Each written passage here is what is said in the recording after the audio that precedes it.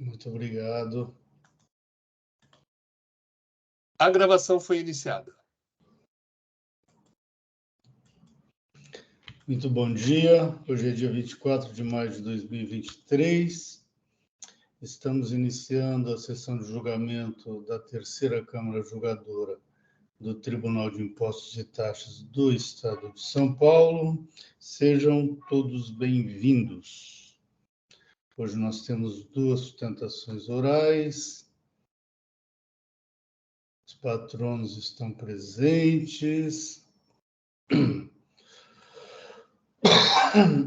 Minha tosse também, o que peço desculpa. Vamos iniciar com o processo da MASA. Doutor Mário Rondon, presente? Sim, doutor Belmar, presente. Bom dia a todos novamente, viu? Muito bem. A MASA, eu sou o relator. Eu vou registrar a sustentação oral.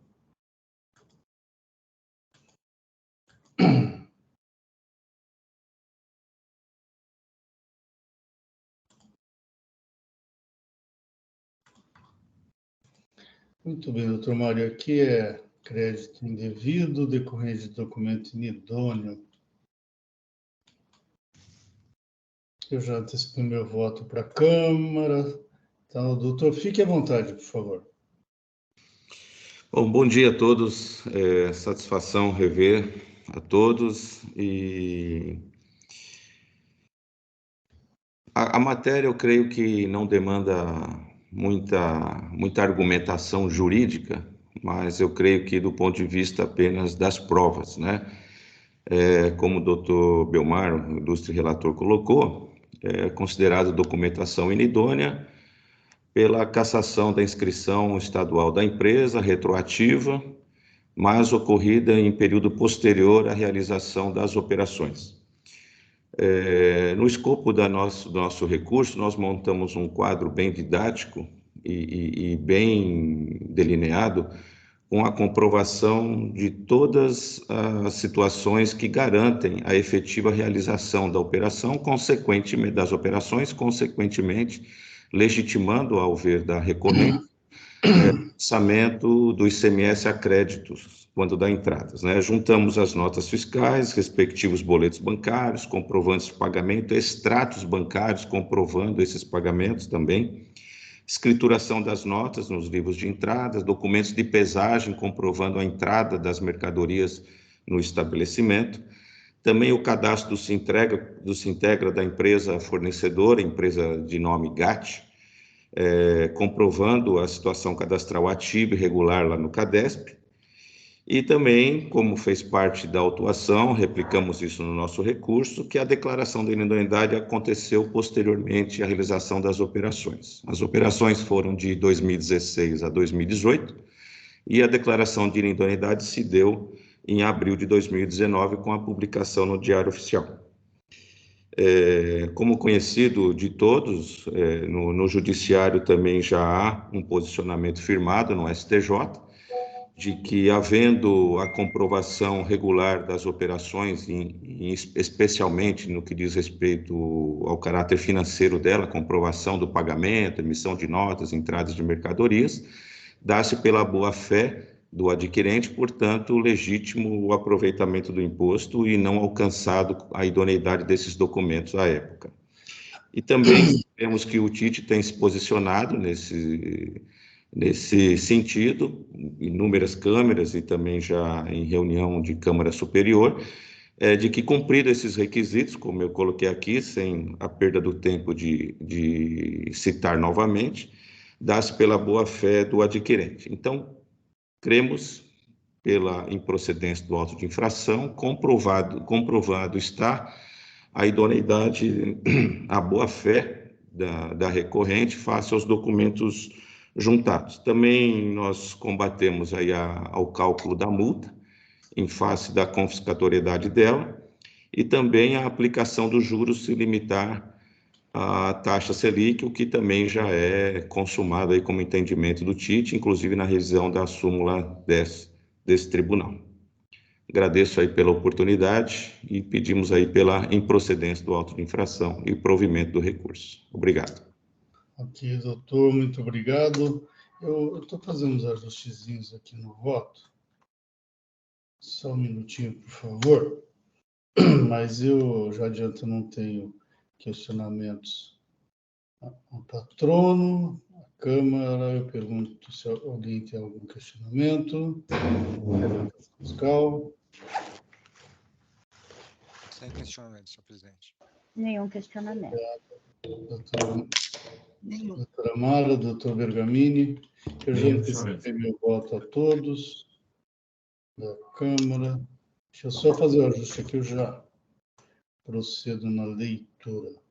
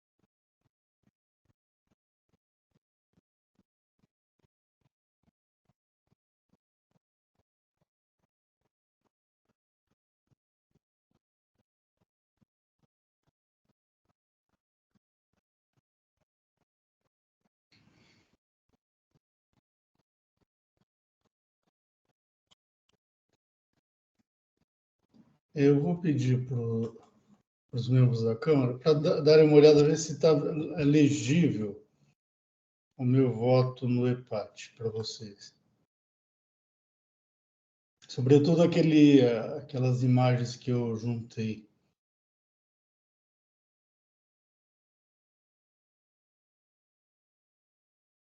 Para mim está tudo legível, inclusive a imagem. Sim. Estão legíveis? Ótimo. Tudo em ordem. Muito obrigado. Então, vamos ao voto.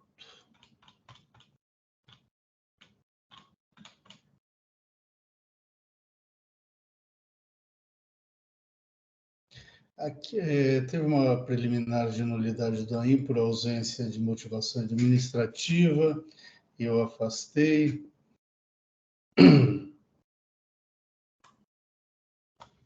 Estou afastando porque a acusação está devidamente motivada, descrita e tudo mais. Aqui tem um pedido de conversão do julgamento em diligência, que eu estou indeferindo. Doutor, eu vou aqui fazendo o resumo, depois na publicação o senhor vai ter o voto integral. Vou fazer um resumo só para adiantar aqui a sessão. Ok. E aí eu digo, sem reparar, fazendo na decisão ACO. Aqui afasto a alegação, a insurgência contra a retroação dos efeitos da declaração de inidoneidade e vou direto aos requisitos da boa-fé. E aí eu digo que, dada a simulação do estabelecimento empresa que é atribuída a emissão das notas fiscais do caso, base dos créditos apropriados pelo recorrente, para infirmar a acusação fiscal e legitimar os créditos apropriados. Desculpa. Os créditos apropriados, caberia à autuada comprovar a regularidade de sua suposta fornecedora, porque estava obrigado a tanto, pelo que prescreve o artigo 22A da Lei 6374 de 89, o que ela não logrou fazer, porque não produziu provas nesse sentido. Não se pressiona tanto apenas as cópias do Sintegra de Florestais, as quais apenas informam a existência formal da empresa e não a sua existência material, sendo essa a condição necessária para praticar as operações de circulação de mercadorias. Para legitimar os créditos apropriados, ainda poderia a recorrente comprovar a sua boa-fé diante das operações do caso, em conformidade com o entendimento já sedimentado pela Câmara Superior deste tribunal, no mesmo sentido da súmula 509 do STJ. Nesta linha, caberia à recorrente comprovar a sua boa-fé, o que se faz pelo cumprimento cumulativo dos requisitos a que se refere o entendimento jurisprudencial, isto é, caberia à autuada comprovar cumulativamente a veracidade das operações entabuladas com a empresa, que à época das operações verificou a regularidade fiscal de tal empresa inidônea e que houve efetivo pagamento das operações feitas entre a autuada e a empresa inidônea. Contudo, a autuada não comprovou que cumpriu cumulativamente tais requisitos, como passo a expor. Quanto ao item A, que é a veracidade das operações tabuladas, este requisito não foi cumprido, porque a recorrente não produziu qualquer prova de que entabulou os negócios com a empresa inidônea, não apresentando documentos que merecessem fé nesse sentido, não se prestando a tanto as simples cópias de e-mails de folhas tais, que eu cito pelos números, vez que não contém informações que permitam correlacioná-los com segurança as operações do caso. Além do que, os e-mails de folhas tais têm como destino ou origem terceiros, e não a suposta empresa inidônea. Quanto ao item B, está horrível essa garganta aqui. Quanto ao item B, que seria que a época das operações verificou regularidade fiscal, este requisito foi cumprido, ao meu modo de ver, porque as cópias do Sintegra de folhas tais são contemporâneas às operações e comprovam que a época das operações verificou a regularidade fiscal de tal empresa inidônea. Quanto ao item C, que são as provas de pagamento, este requisito não foi cumprido integralmente, conforme corretamente a decisão ACO, que em tabela ilustrativa cotejou cada nota fiscal com os comprovantes de pagamentos carreados aos autos, para concluir que a maioria dos afirmados pagamentos não restaram comprovados pela autuada, especialmente porque ilegíveis, fundamentos que adotam e incorporam o presente voto como razão de decidir no mesmo sentido. Eu transcrevo parte da decisão ACO, que trata desses pagamentos. Eu vou poupá-los da leitura. Do exposto, resta certo que a autuada não comprovou ter efetuado o pagamento integral de todas as operações, base dos créditos apropriados. Entretanto, a jurisprudência da Câmara Superior desse tribunal, já se orientou no sentido de que, para legitimar o crédito com base na súmula 509, vou ter que alterar o voto, 509 do STJ, o contribuinte deve comprovar ter feito o pagamento integral de todas as operações.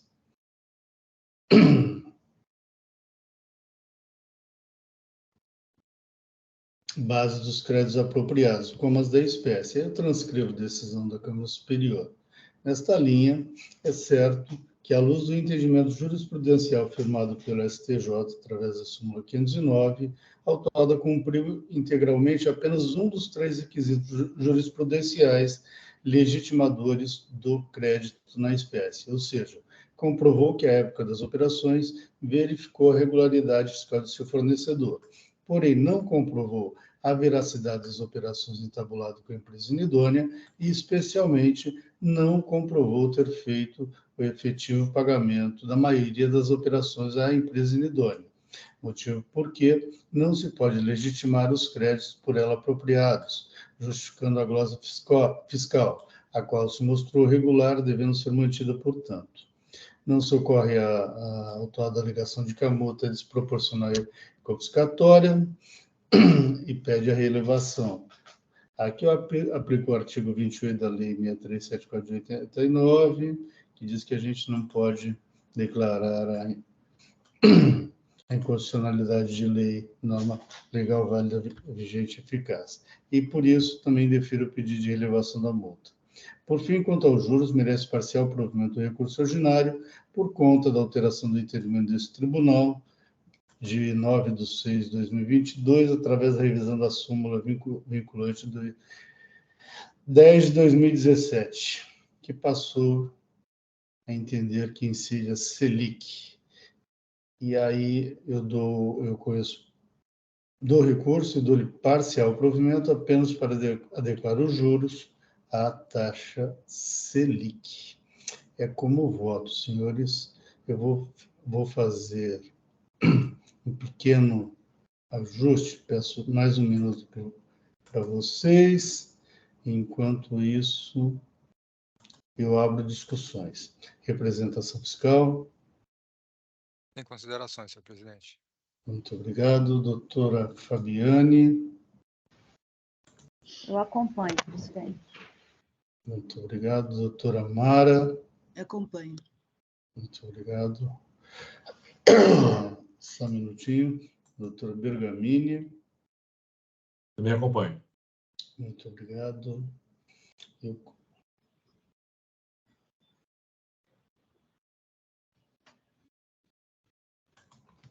Só estou fazendo um ajuste.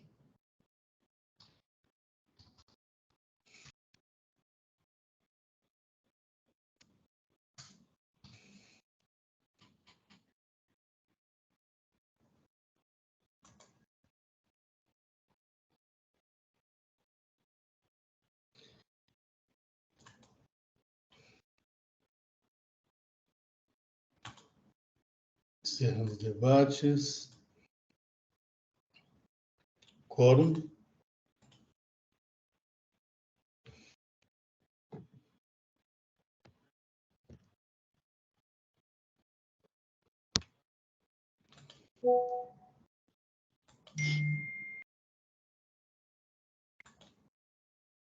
Em votação.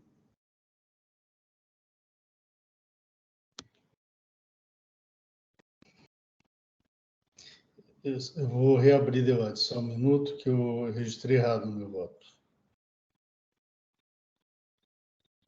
Aqui eu votei não provido, na verdade eu provido parcialmente.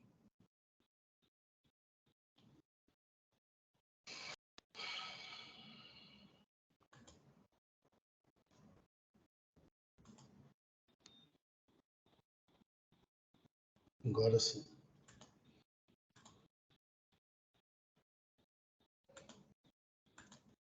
Quórum novamente, por favor.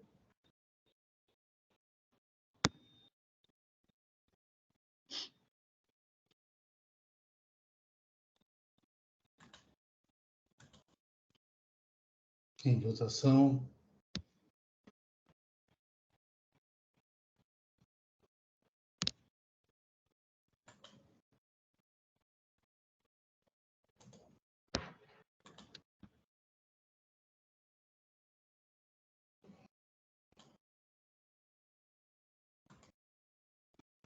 Encerrando a votação. Encerrando o julgamento. Doutor Mário, então foi parcialmente provido apenas para aplicar a taxa Selic, com a súmula 10 de 2017 desse tribunal. Muito obrigado, bom dia. Obrigado, bom dia a todos, viu? Uma boa sessão. Muito obrigado.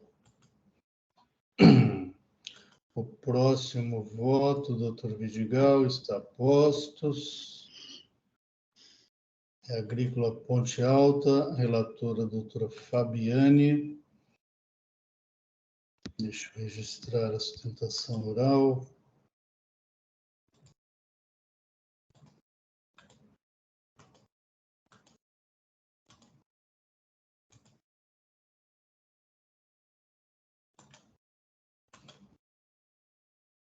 Doutor Vidigal, abre mão do relatório. Abro mão, sim, presidente. Muito obrigado, doutor Vidigal. Doutora Fabiane, um resumo, por favor, das acusações. Bom dia. Bom dia. O auto de infração tem 2 itens. O item 1, falta de pagamento do ICMS até o desembaraço aduaneiro das mercadorias importadas do exterior por meio de filial situada no estado do Maranhão, cuja entrada física se deu em estabelecimentos paulistas.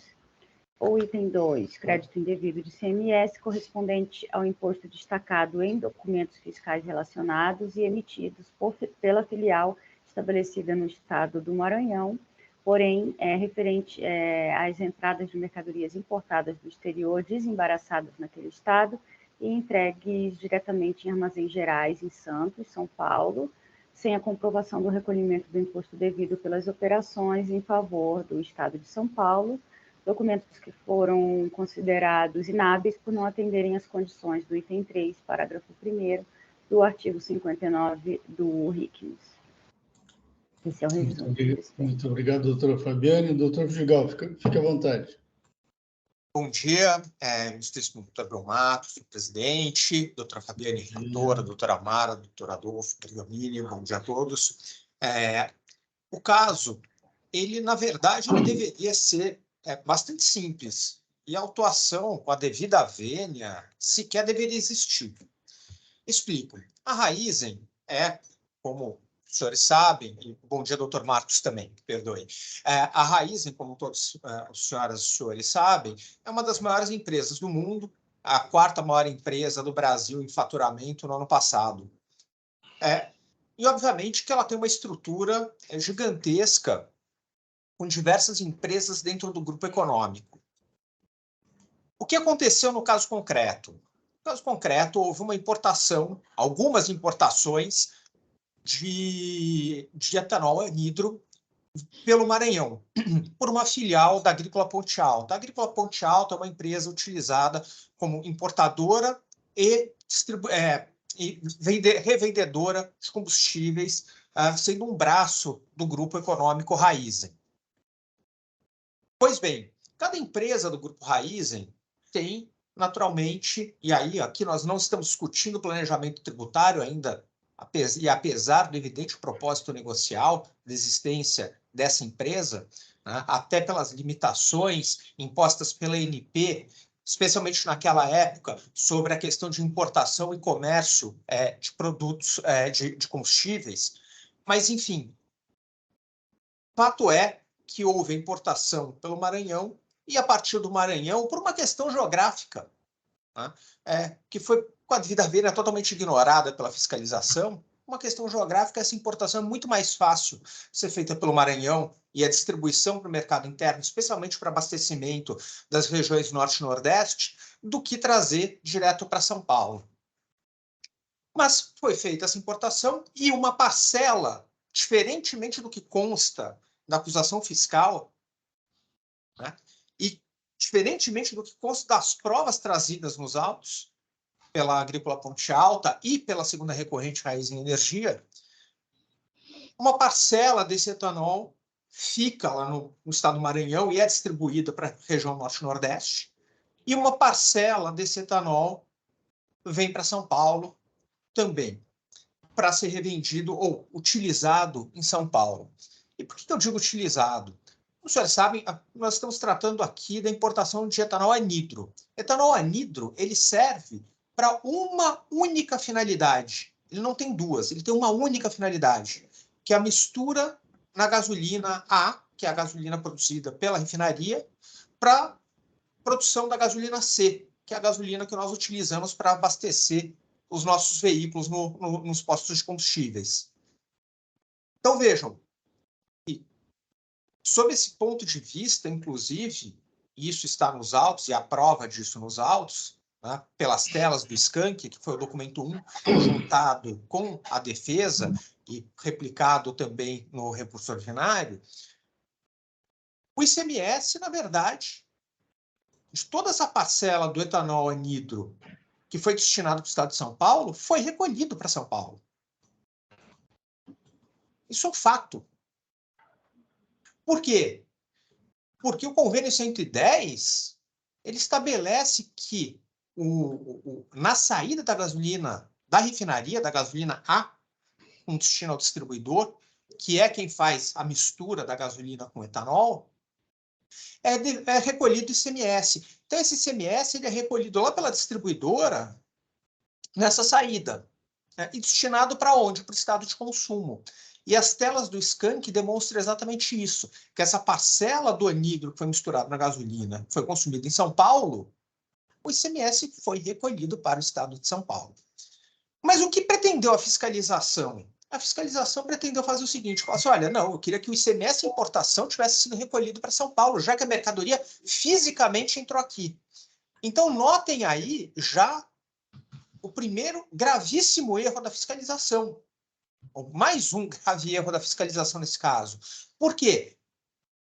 Porque ele parte do princípio da literalidade do artigo 11 da Lei Complementar, a linha D, da Lei Complementar 87/96, que estabelecia, ou que estabelece, que o sujeito ativo da relação jurídica tributária é o local da entrada física da mercadoria. Porém, isso não foi observado, inclusive o julgamento, e é objeto de pedido expresso nesse recurso ordinário, pelas recorrentes, é nulo, né, por absoluta ausência de fundamentação, porque data vênia, o julgamento de primeira instância, simplesmente reproduziu os argumentos trazidos pela fiscalização, ignorando completamente tudo o que foi dito na defesa.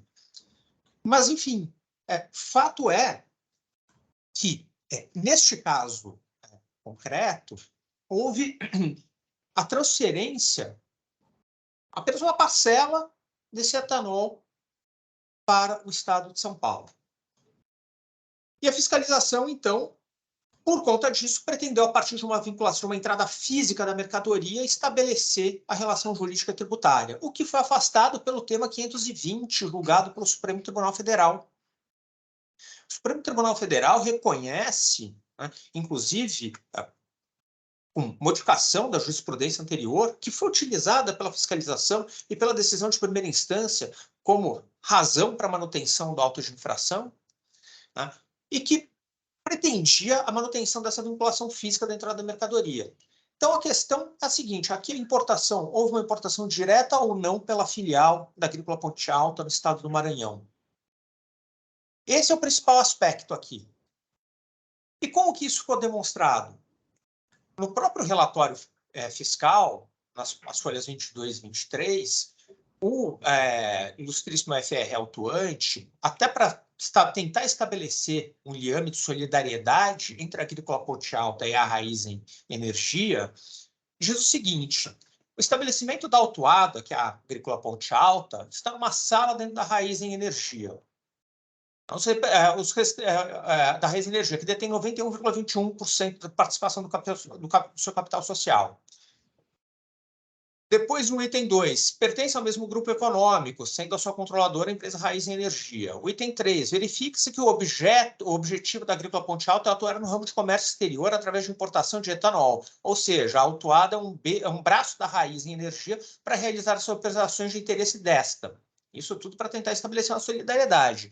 Em diversas operações de importação, já detalhadas no demonstrativo 1, observa-se que na mesma declaração de importação, cujo pagamento foi efetuado pela autuada, e vou repetir, observa-se que na mesma DI, cujo pagamento foi efetuado pela autuada. A autuada é a Agrícola Ponte Alta. Tá? O produto foi dividido entre a autuada e a empresa do grupo Raízen. Mas, veja, aí já há uma enorme imprecisão.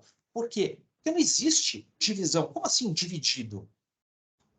Ou seja, o que o fiscal está afirmando é a Agrícola Ponte Alta, filial do Maranhão, importou, pagou pela importação. Fato incontroverso nos autos. Recebeu a mercadoria, desembaraçou essa mercadoria. Tanto é que a mercadoria sai do Maranhão para São Paulo, uma navegação de cabotagem, sob o navio sob bandeira brasileira. Diga-se, ademais. Vem para São Paulo e ela divide. Mas como divide? Isso não é possível, né? Assim, você não pode simplesmente falar assim, tá com uma parte para você, uma parte para você, uma parte para você, e eu fico com outra parte para mim. Mas os lançamentos contábeis disso tudo. E a prova disso tudo que o fiscal está afirmando? Onde está? Não existe. Aliás, ao contrário, a prova que existe é que a Agrícola Ponte Alta, filial do Maranhão, vendeu para a filial de São Paulo, para a Raízen Araraquara e para a Raízen Combustíveis, uma parcela desse etanol. Ela vende, uma operação tributada. Então, mas prosseguindo aqui no que diz o fiscal, né? então, que o produto seria dividido. Há, portanto, uma relação direta entre autuadas e empresas do grupo controladas pela Raizen. Bom, são empresas controladas, assim, que há relação entre elas, não tem dúvida, né? No demonstrativo 8, é possível identificar que as notas fiscais emitidas pela autuada, que é a Agrícola Ponte Alta, empresas do grupo e a própria controladora Raizen Energia são emitidas utilizando o mesmo IP. Bom, aqui é outro ponto que não foi analisado, né? E por isso, de novo, insisto que é nula a decisão de primeira instância, e essa Câmara, se não acolher os argumentos de mérito, deveria já acolher a preliminar e determinar que retornasse para julgamento, para análise das provas trazidas nos autos pelas recorrentes. Né? Por quê? Qual é a questão da utilização do endereço IP? O fiscal utiliza isso, e depois ainda fala que, em relação ao item 6, que eu vou ler um pouquinho mais para frente, que a Agrícola Ponte Alta não teria se insurgido contra aquilo convenientemente. Né? Então, o fiscal vai adjetivando para ver se para em pé a acusação fiscal, né? Para tentar constranger o jogador tributário a tentar entender que ali haveria alguma questão adicional de sonegação fiscal ou de tentativa de não pagar tributo, o que está demonstrado nos autos que não há. Mas, pois bem, né? Por que o mesmo endereço IP? Porque qualquer grande empresa, e com a devida vênia, o doutor AFR autuante, ele sabe disso porque ele conhece a empresa, tem um CSC. O que é um CSC? É um Centro de Serviços Compartilhados. Qualquer empresa que tenha o tamanho da Raizen, que tem hoje mais de 60 mil funcionários, tem um CSC. Por quê? Porque, do ponto de vista gerencial, do ponto de vista empresarial, é muito melhor, muito mais barato você ter um centro de serviços compartilhados localizado em uma única estrutura, onde cada empresa paga uma parcela dos custos de manutenção desse centro de serviço compartilhado para cumprimento de obrigações tributárias acessórias e assim por diante, celebração de contratos e etc. Né? Então, o fiscal ignora a existência desse CSC. E por que as notas são emitidas com o mesmo endereço IP? Porque são todas emitidas a partir do mesmo local físico. O CSC da Raizen fica lá em Piracicaba. É um local onde trabalham hoje cerca de 2.000 pessoas. Até, infelizmente, né, um tempo atrás, teve aquela notícia terrível, né, de um dos acionistas que estava naquele avião que caiu do lado do CSC. Assim, o CSC está lá, todo mundo sabe, a fiscalização vai com frequência lá tomar informações, né, seja dos municípios, seja da Receita Estadual, seja da Receita Federal. Então, não é novidade para ninguém. E é por isso que é o mesmo endereço IP. Mas isso é absolutamente ignorado, e perdoem, senhoras e senhores julgadores, a minha indignação com isso. Isso foi totalmente ignorado. Por quê? Porque senão não para em pé a lógica que foi adotada pela fiscalização. Ele tenta falar assim, olha aqui, ele usa o mesmo, eu fui verificar, ele usa o mesmo endereço IP, então é óbvio que há uma solidariedade ali. Não tem nada de óbvio aí. Não tem nada escondido. Tudo às claras. Foi posto na defesa, foi comprovado nos autos. Todo mundo sabe que existe. E diz mais, que é o item 6, que convenientemente a empresa teria ignorado, e que não é verdade, né, que seria o fato de que a pessoa, o funcionário que assinou o contrato de câmbio, ele se identifica como funcionário da Raizen SA também. A Raizen SA, diga-se de passagem, não é nem a Raizen Energia, né? É uma outra empresa. A Raizen SA é a antiga Raizen Combustíveis, que é a distribuidora de combustíveis do Grupo Econômico Raizen. E que nem poderia ser diferente, porque você para você distribuir combustível, você tem que ser uma distribuidora. Tá? Bom, mas enfim, o fato é que esses funcionários do CSC, eles prestam serviços para diversas empresas do grupo econômico, e eles têm procuração para isso. E por isso a assinatura se deu por esse mesmo funcionário. Em momento nenhum a empresa nega isso. Mas qual é a lógica? A premissa é, vamos fingir que o CSC não existe, porque senão não para em pé a acusação fiscal. Vamos tentar brigar pela vinculação física. Ou seja, a entrada física se deu no estado de São Paulo, porque senão não para em pé. Então, a lógica da fiscalização é, chegou o navio no Maranhão, uma parte foi desembarcada, e isso está atestado por provas também trazidas pelos certificados dos autos, e outra parte seguiu no mesmo navio, sim, muitas vezes, para São Paulo. Então, não houve a descarga do navio no Maranhão, a entrada física no estabelecimento do Maranhão, a recarga do navio para vir para São Paulo. Seria absurdo fazer isso. Seria um custo operacional absolutamente inviável. Então, esse navio vem para São Paulo, mas já com a mercadoria, repito, desembaraçada. Tanto é que é uma navegação de cabotagem sob bandeira brasileira. Chega em São Paulo, é descarregado, parcela é vendida, desse etanol já vem vendida, muitas vezes. Quando chega lá para a Agrícola Ponte Alta, no Maranhão, ela vende para diversas empresas, inclusive lá na região Norte e Nordeste, né? Inclusive para empresas do mesmo grupo econômico, o que está longe de ser algo proibido pela norma, ao contrário, né? Tanto é que as vendas são feitas, isso também não é objeto da acusação, mas nem poderia, até porque seria uma questão de tributação federal, mas são feitas sob o regime de transfer pricing, né? Ou seja, são praticados preços de mercado, efetivamente, nessas vendas feitas pela Agrícola Ponte Alta para as diversas empresas, e depois vem para São Paulo uma parcela desse combustível. Então, não tem uma divisão. E por que que aí vem a acusação do item 2, que as notas fiscais seriam inidôneas, né? E que não teria direito a esse crédito. Mas por que que ela vem tributada? Primeiro, porque o Estado de São Paulo exige que seja tributada essa operação. Ponto. E aí fala, mas agora a DC 49, a transferência interestadual de estabelecimentos do mesmo contribuinte, não, isso não é aplicável aqui. O fato é uma transferência tributada. E tributada aqui a alíquota de 4%, porque se trata de uma mercadoria importada, e foi esse o crédito que foi apropriado. Eu não posso transferir da filial do Maranhão, que é efetivo importador numa importação direta, que está caracterizada, por quê? Porque foi ela que pagou, ela utilizou o próprio radar, ela celebrou os contratos de comércio internacional para trazer esse combustível para o Brasil, e depois transferiu ou vendeu, transferiu para sua filial, para sua matriz em São Paulo, e vendeu também para as demais empresas do grupo econômico, que, repita-se, não há qualquer vedação na lei, ao contrário, isso é absolutamente corriqueiro, né? Entre qualquer empresa, qualquer grande empresa de qualquer segmento econômico. Isso não é só para combustíveis. E, por conta disso, entendeu a fiscalização que essa transferência tributada não teria razão de ser.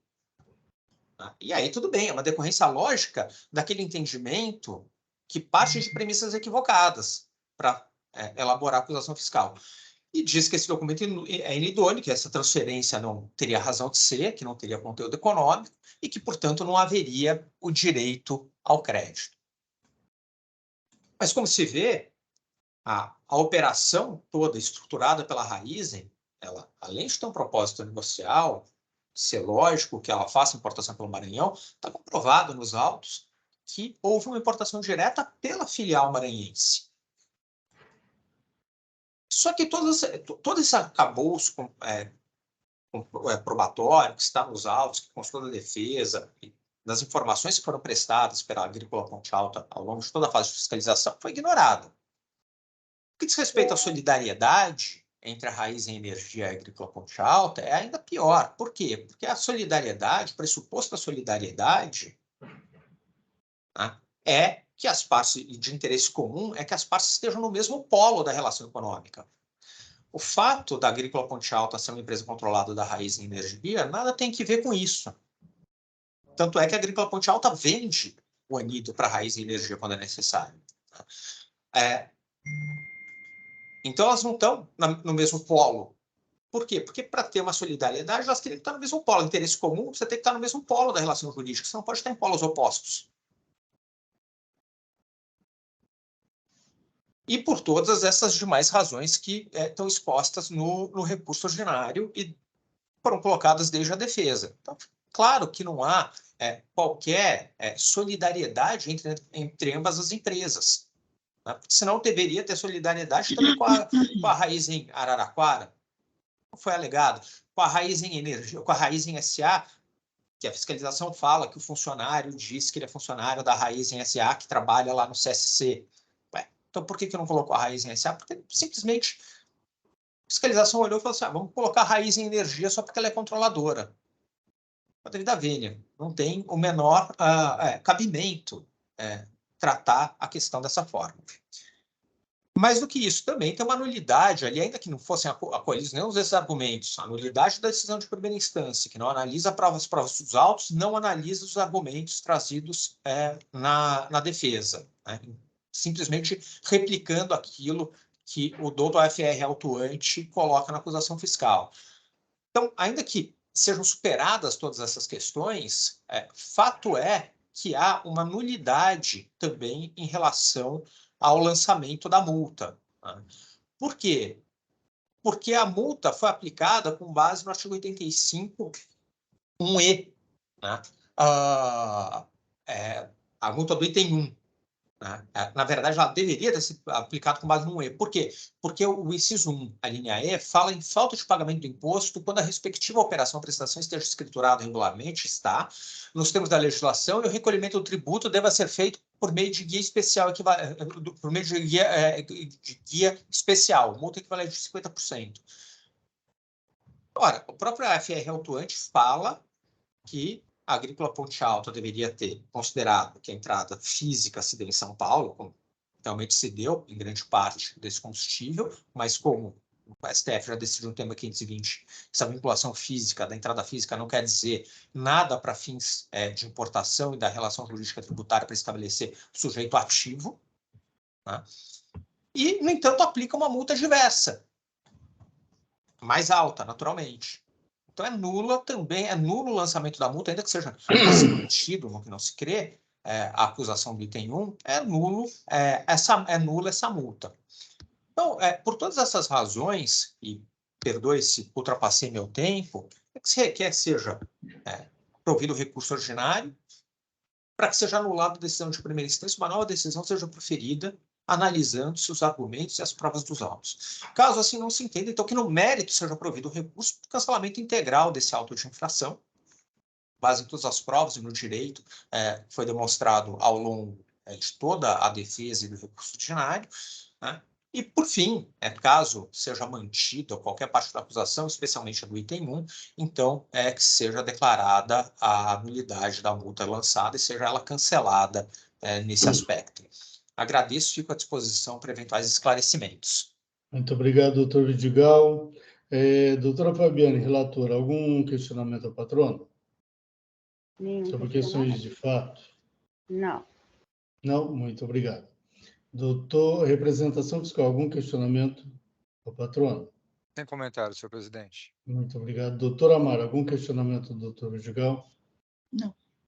Não, muito obrigado. Doutor Bergamini? Nada. Muito obrigado. Eu vi que assinalaram aqui o pedido de vista, a relatora já registrou o voto, esse pedido de vista está mantido, tem que pedir no empate. Eu peço.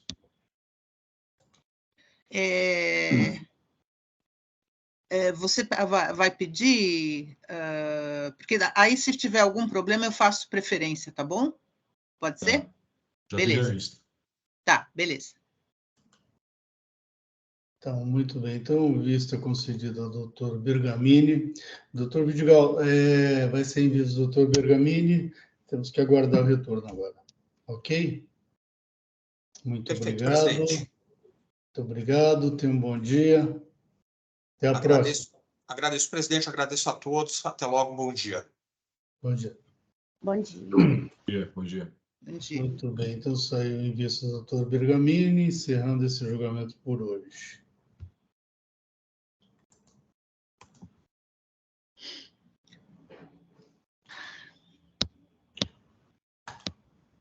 Está lento aqui, tem o microfone aberto, vou pedir para que fechem. O próximo processo, FFRR, relatora doutora Mara Caramico, por favor. Só um minutinho. Uhum. Deixa eu aliás, você poderia pedir para deixar eu editar, porque eu mudei um pouquinho o voto, então eu precisava reeditar aqui. Sim, senhora. Permitido. Só um minutinho, tá? Inclusive a ementa, que acho que está errada.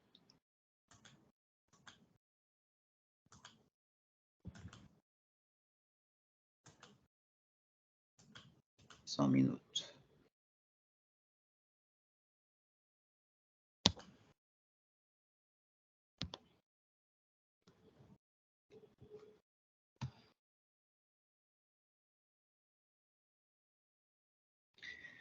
Eu vou antecipando, na verdade, eu estou cancelando esse auto de infração, porque é um recebimento de mercadorias através de documento inidôneo, e a empresa está sendo acusada por solidariedade, só que na autuação, quando o fiscal junta os documentos, ele não junta o PCN inteiro. E no PCN que ele junta 5 folhas do PCN, não existe nenhum tipo de comprovação da inidoneidade, nem da data em que foi declarado inidôneo, nem motivo, nem nada. Então, eu entendo que essa é uma prova essencial. Essa prova não foi feita, embora tenha sido posteriormente autorizada e solicitada pelo julgador de origem. Eu entendo que essa prova ela deveria ter vindo. Ela vindo depois, ela não tem justificativa para que ela possa vir posteriormente, ela já deveria ter vindo, porque já estava com o fiscal, era uma prova não nova, é uma prova que deveria ter sido juntada pelo artigo 142 e pelos artigos 85 e 78, se não me engano, já deveria ter sido juntada com o AIN, então eu estou cancelando por falta de comprovação da autuação. Deixa eu só editar a ementa, tá bom? Ok. Doutora Maria, vou abrir discussão, então. Tá. Em discussão. Doutora Fabiane. Eu acompanho, eu vou registrar uma preferência, e eu trouxe um trecho de um voto que eu proferi nesse sentido, num outro processo, na 8ª Câmara, vou registrar agora. Ok, deixa a doutora Maria, então, confirmar o voto. Aí a senhora junta também. O recurso de ofício tem que pôr não conhecido, né? Porque está prejudicado. Isso, pode ser. Tá. Deixa eu ver se eu já registrei certo. Não conhecido e provido, certo. Ok. Doutor Marcos, da representação fiscal. Gostaria de inserir uma manifestação da representação Também, em sentido né? contrário, por favor. Ok. Assim que a doutora Mara... Já registrei. Já registrou? Já. A doutora Fabiane pediu preferência. Doutor Marcos, o senhor teria que pedir também, viu? Ah, é? Deixa eu ver. Na verdade, você pede pedidos de manifestação da representação fiscal, né? Manifestação e representação. Isso. Por favor, que eu já autorizo também. Tá. Concedido.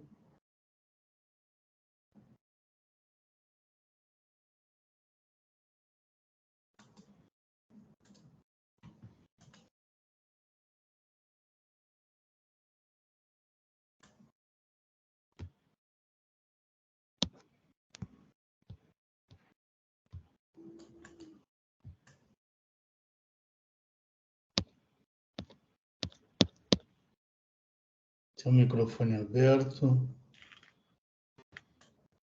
Só um minutinho que eu já fecho.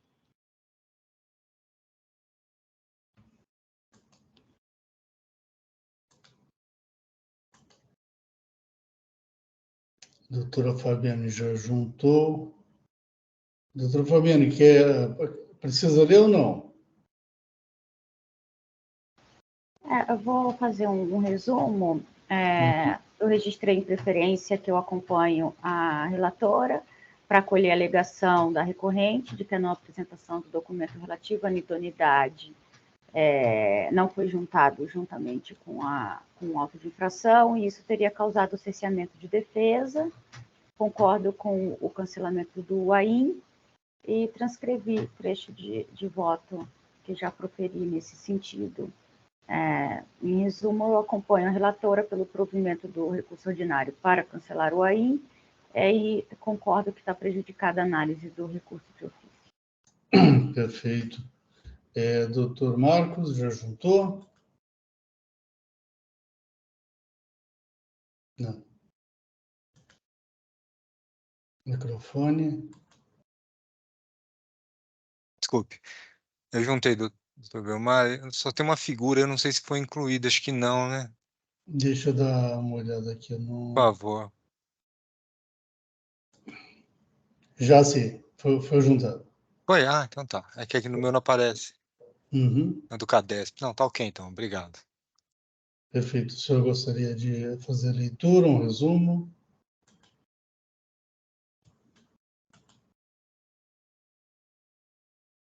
Sim, que no caso a gente só afirma que aqui, embora não constasse o PCN completo, né, através do CADESP daria para verificar que a situação da empresa era nula por simulação, né, da existência do estabelecimento e desde a data que foi iniciada essa situação. Então, o contribuinte teria como se defender, né, já que essas notas, as operações seriam consideradas sem notas fiscais em função disso, da situação cadastral estar nula. E por isso, a gente entende que não deveria ser cancelado ainda. Tá? Ele teria condições de se defender. Só isso, doutor. Ok, muito obrigado, doutor Marcos. Doutor Bergamini. Acompanha a Mara. Ok, então, muito obrigado.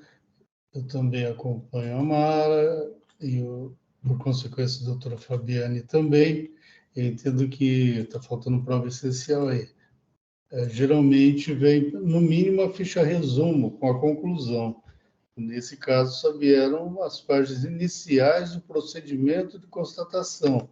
Não se sabe ali os motivos, os fundamentos em que se deu ou se deu a declaração de inidoneidade, não é o que esse tribunal aceita, geralmente. Geralmente aceita, pelo menos a ficha resumo tem que ter ali onde confirma que foi declarada idoneidade. No caso, não foi. A Câmara, que a doutora Fabiana já participou, já tinha várias decisões também nesse sentido, portanto, eu acompanho a doutora Mara e, por consequência, a doutora Fabiane. Encerrando debates, quórum.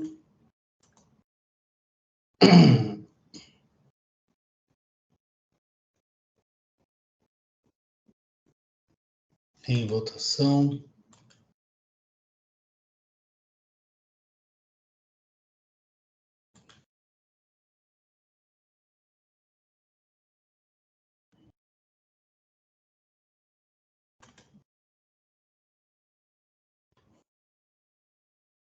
Encerrando a votação.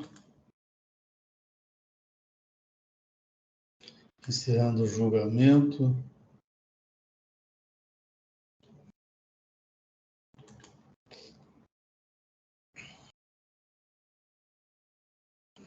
Agora, o próximo processo é Prominente Brasil, relator Dr. Bergamini. Você pode, por gentileza, habilitar a edição? Sim.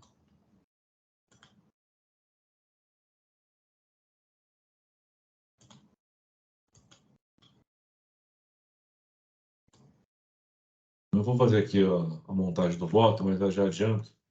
São 9 itens de acusação fiscal, nada disso está em discussão agora. O contribuinte, ele não apresentou programação no prazo, disse que houve algum tipo de erro no e-mail cadastrado no DEC, era um e-mail antigo, teve uma reforma enfim, em alguns aspectos da empresa, e mudou o e-mail da pessoa responsável. E ele pede a restituição do prazo. Isso foi negado na primeira instância, que manteve o auto pela falta de impugnação. Mesmo assim, apresentou ordinário. E eu não estou acolhendo os argumentos, porque é dever do contribuinte acompanhar o DEC. Se não fizer abertura do DEC em 10 dias depois da postagem, dá-se como intimado. Então, não há nenhuma irregularidade a ser retificada por nós aqui no TIT. Então, eu estou não conhecendo do ordinário, porque não tem contencioso instaurado. Perfeito. Em discussão, doutora Mara? Acompanho. Muito obrigado. Doutora Fabiane? Eu acompanho. Muito obrigado. Representação fiscal? Sem considerações. Muito obrigado. Eu também acompanho, voto. Já está disponível. Uhum. Quórum.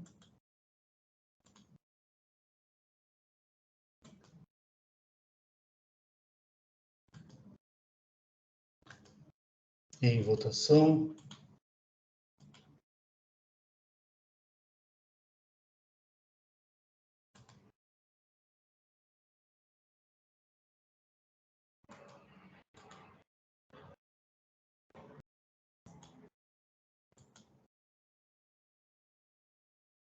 Encerrando a votação. Encerrando o julgamento.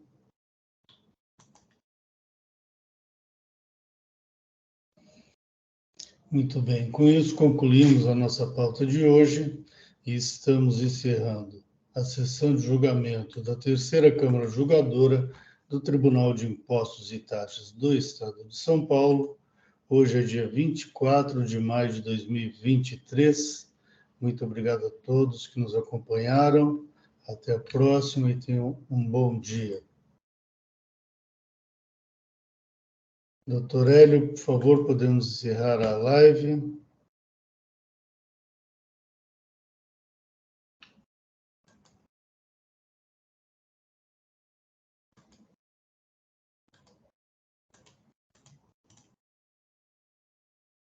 Doutor Hélio.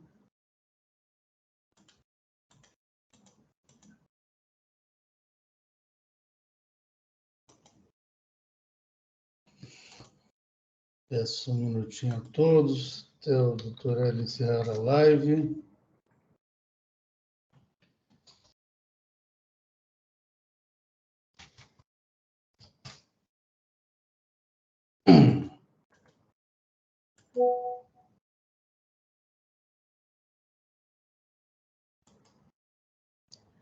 Acho que o doutor